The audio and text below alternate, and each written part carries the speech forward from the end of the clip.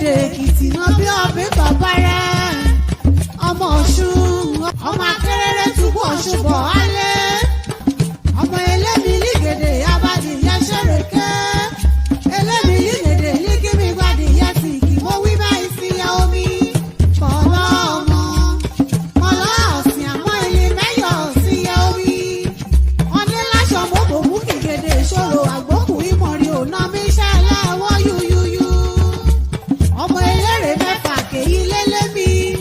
Èjì gorí kéde, èjì kò kúkú rodò.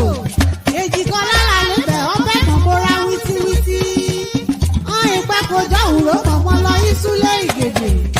Ọmọ kan hàn bí kété, ọmọ kan hàn bí kété. Níjọ́ òwúrọ̀ mọ̀ òun lé jí bímọ délúlé Ìgèdè.